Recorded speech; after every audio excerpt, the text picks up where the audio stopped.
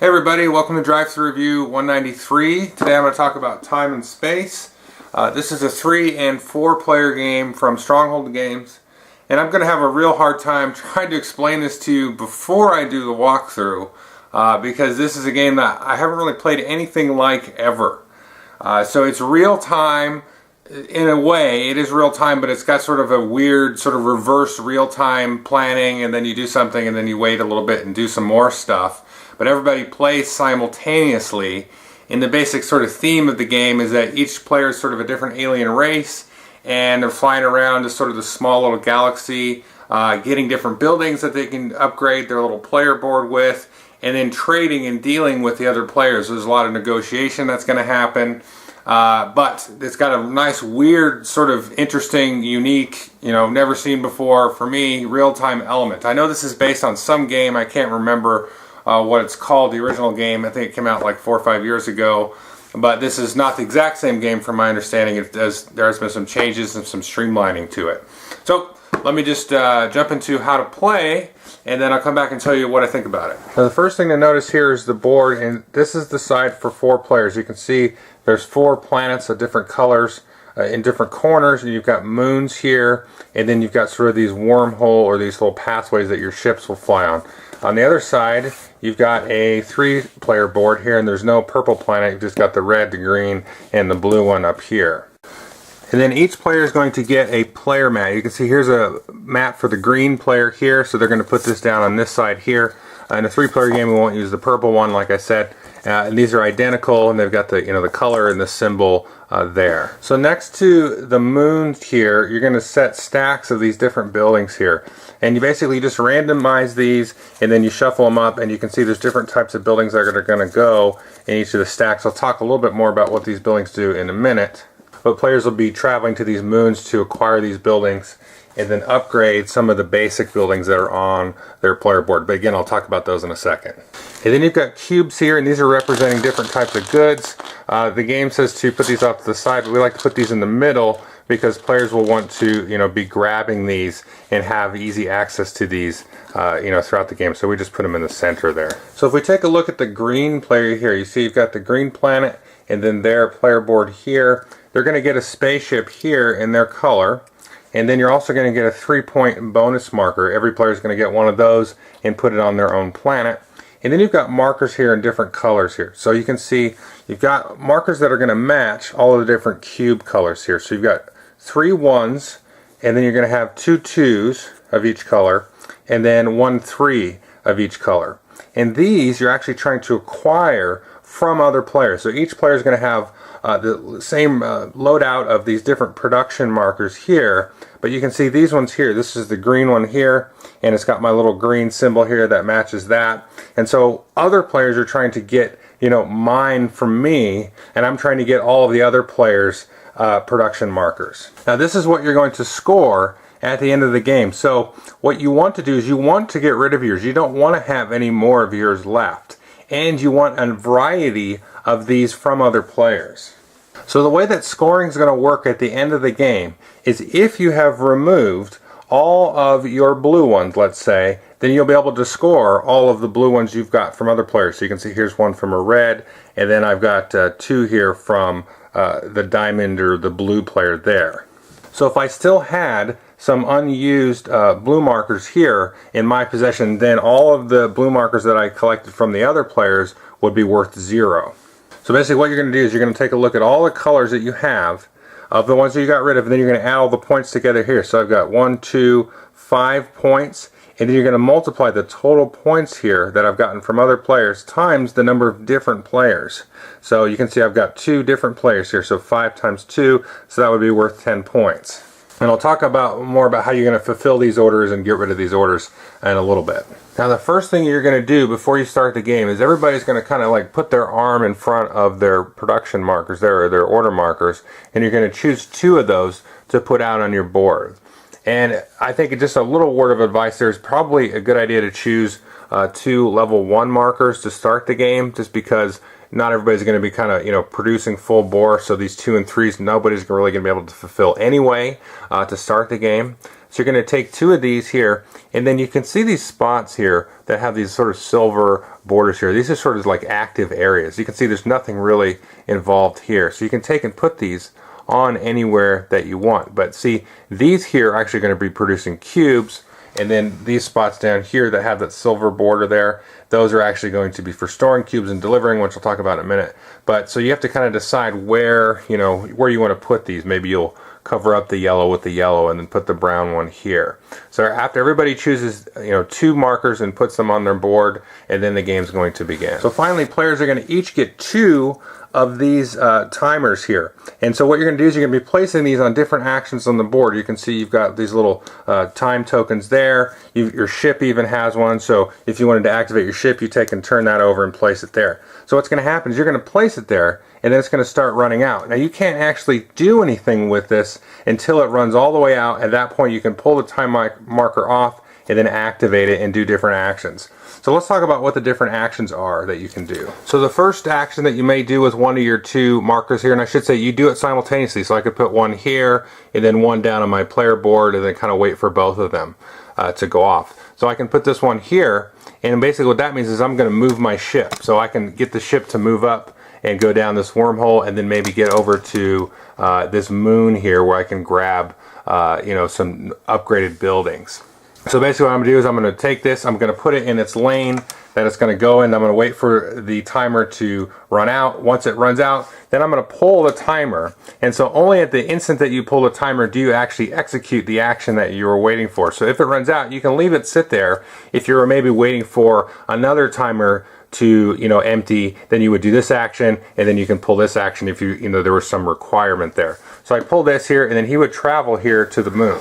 So when you activate this and travel to the moon, when you hit the moon, you have to do one of 2 possible things. A, you can take the top building structure and then add it to your research station, or you can take the top one and then put it underneath the moon there. And if you wanted to, then on a future action, you could take and add this timer back here and just have him wait. So you can leave the guy on the moon if you wanted to maybe dig through this a little bit, or you wanted to maybe get a couple of them, you know, going or something like that. So once you've grabbed one of these upgraded building tiles, then you go ahead and place it here in your research station, and it's going to stay here until you put a timer on this spot here. And so once this thing runs out, then you can take this and put this anywhere on your player board. Now you can see here, this is a trade building here, and you've got some basic trade buildings, which I'll talk about what they do in a second. But you don't have to necessarily upgrade this one, you know, with a matching one. I could go over here and then put it on top of this one. These are the beam stations here, these black ones. So you don't have to put it on a like, you know, building. You can get rid of some other ones here because maybe you don't want to do a lot of beaming. You're more into doing production or trading, and I'll talk about, you know, some strategies with that there. But what you do is you put this on here, you upgrade it, and then you're going to, let's say, replace that one there.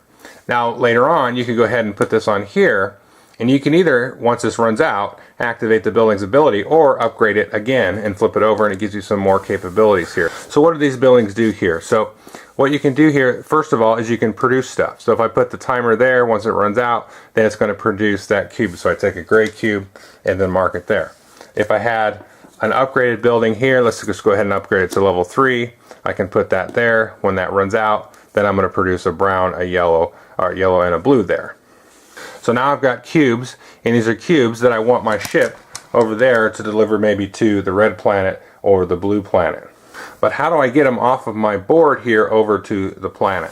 Well, the first thing you do is you have to trigger one of your beam stations here. So you can see this beam station here has 2 spots, and what you're going to do is you're going to trigger that, and then you can take any cube. So let's say I had produced the brown, the blue, and then the yellow here. Then I can trigger this beam station, and then I can take any 2 cubes, because you can see the level 1 beam station lets you store 2 cubes, and I could take, let's say, the brown and the yellow and move them here, and now the cubes in your beam stations are ready for delivery. So let's say the green player here has activated a ship, it's run out, now he can move it into the red player's planet, and you can see the red player here has a yellow level 1 and then a brown level 1 order marker there. So if the green player has these matching cubes here in one of its beam stations, which we can see here he does, then the green player can hand, whatever orders he can fulfill. He hands those cubes to the red player. The red player just goes ahead and throws them back in the middle of the table. You don't actually, keep the cubes or anything. And then the red player will hand these markers to the green player. And then any markers that you score, you're just going to put underneath your board here. And again, I talked about the scoring. You add up the numbers times the number of players, the different players that you delivered to, and that's going to be your points. Now, the first player to deliver to your planet, you're also going to give them this 3-point bonus marker, and this can be applied to any color, sort of like a wild score there. So the first person delivered to your planet is going to also get 3 extra bonus points, and that's for every planet. Okay, so we've talked about moving your ship around on the board, talked about producing goods, we talked about getting stuff from your production into your beam stations for delivery.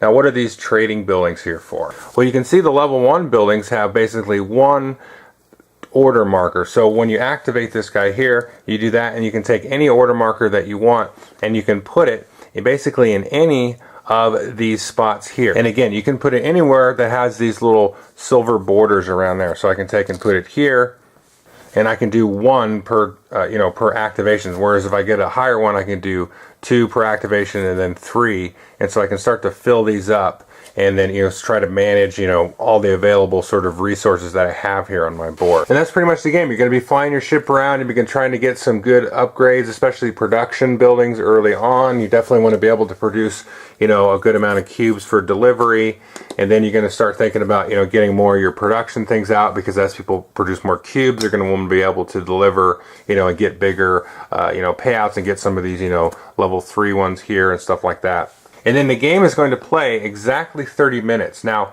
there's no 30-minute timer included in the game, but you can get a song from Stronghold Games website. It's pretty cool. It's just this little 30-minute song, and it'll tell you like every 5 minutes how much time is left. And it has some cool kind of ambient music, or you can just use, a 30-second egg timer or whatever you want to do. But it's going to play exactly 30 seconds. If any of these are still running when the timer goes off, you can still do the actions, but you just can't place any new ones, when that 30-second timer runs out. And that's the game. Okay, so now that you hopefully have a good idea of how to play the game, it's pretty simple. You either activating production, you're activating your beams, you're activating your ship. Now, if 2 players are on the same planet at the same time, let's say they're both trying to deliver an order, the same order, the rules state that whoever owns that planet can decide to take the cube from another player or the other. They can admit their choice. Now, it doesn't say anything about if you're both on the moon at the same time, which can happen. And so sometimes, usually I guess you can see where the timer, which timer ends first, but sometimes you can't. Because there's a lot kind of going on, and you're kind of waiting for your one timer to maybe produce something so you can get the cubes, and both of you miss who is first. So there you just kind of have to play fair and play nice. So there are going to be situations where it just kind of gets a little bit chaotic and you're not sure who did what, but you got that 30-minute timer. So you just kind of have to play sort of fast and loose there. So I guess some people would have a problem with that. I don't think the game is really that serious that you need to get stressed out about it. So that's something to keep in mind, is with that moon, it's not really clear what you're supposed to do, because somebody could take and bury one. You're like, well, I wanted that one, and so you just kind of have to play around with that. So there is some cool things that you can do with the timing of it. So let's say you had your ship at somebody else's homeworld, so you had the timer going there, and then you had the timer on your beam, because maybe you don't quite yet have the goods into your the black buildings with the beam.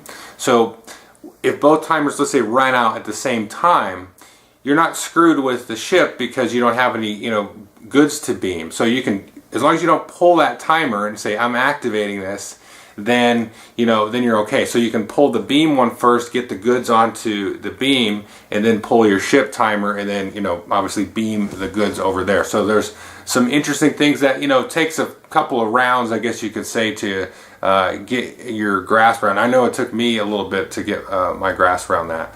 And I'd say definitely you want to go early with the production buildings, so you can just get kind of a lot of goods flowing. And then you can kind of worry a little bit more later about getting more production out. Although it gets kind of crazy towards the middle of the game, especially where you're like, I don't know, who am I going to deliver to? Who's delivering to me? You really got to talk and negotiate out, what's going to happen. But it is kind of neat because you can activate your ship on somebody's planet multiple times.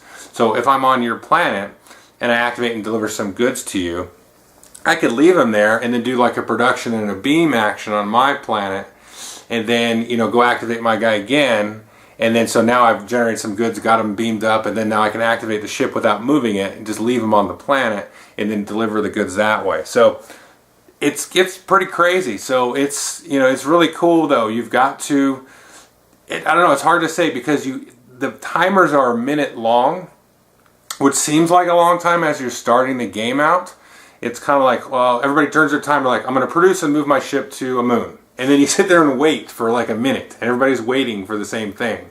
And like, God, this game, there's not really a lot going on. But like, after a couple of activations, and then you start getting a lot of stuff, and you don't have anywhere to put your goods, you've got to offload them, and you got to hope that you get to the planet before somebody else, and so you've got to really kind of work those timing aspects, and really kind of invest early, in a sense, to try to, get a better production, all that stuff happening. But you want to kind of go and get those 3 bonus points too, but I think those are a little bit of a red herring. Those are kind of like a false flag, if you will. Like, you're like, oh, come and get my 3 free bonus points.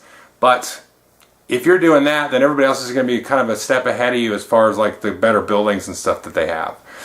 So it's interesting because there's, hopefully through me telling you all these kind of anecdotes, you can see that there's a lot of kind of nice strategy, kind of economic, kind of Euro-y feeling strategy in a way. You've got your sort of engine building, if you will, on your player map, but there's this real-time aspect thrown into it. It makes it really, really crazy. So I could see, some people having stress. I've only played with the one group so far, but they're a little bit stressed out by it. I wasn't. I like this real-time stuff. This is very, very different. This is totally new. But I can see it being stressful, and I can see sort of, cross feelings kind of happening where like, oh, nobody's trading with me, you guys are all trading with each other, and kind of getting ostracized that way. So the 3-player game is going to be a little bit, probably lend itself to that a little bit. You can kind of isolate somebody out, maybe, maybe at least for a few turns, so to speak. But with the 4-player, you've got a lot more dynamics happening with the discussion and negotiation there. But I mean, it's fine with 3, but I'm just saying that, maybe it's probably best with 4. And again, my main point is that not everybody's going to like this. If you don't like the negotiation stuff, then it's probably not going to be for you. But if you like that, you like to kind of wheel and deal, and you want to get rid of those production things, so you have to set it up to give people big scores. So some people haven't liked that, but I think that's really neat and cool, and it's only 30 minutes, so it's kind of like a real chunky, meaty filler that you just kind of happen to score whatever your score is. But I think there's room here, and I've only played it twice, there's room here to kind of develop some strategy and develop sort of some methodologies and how to, to play the game. So there's going to be a lot here to explore, and I'm definitely going to keep exploring this. But it's got some interesting kind of conundrums. It's filler, but it's not kind of filler. It's kind of heady in a lot of ways, trying to calculate who should I be dealing with. Do I want to give them some more points? If they scratch my back there, I'll scratch theirs. But then I'm giving them points. I don't really want to do that. So there's a lot kind of going on here. So anyway, I would definitely recommend it. For me, to somebody else, if you liked what you saw, I would just definitely get it. But, just kind of be forewarned, you may have a curmudgeon in your group that wouldn't like it. But if you don't, or if you do, just don't play with them. But definitely a unique experience. I've not ever seen anything like this before. Yeah, definitely kind of, again, kind of mind blown kind of thing. It's like, wow, what did I just see? What just happened here? So anyway, this is sort of an early review here. Again, only 2 plays, but definitely something I'm going to keep exploring here. So anyway, take care. Thanks.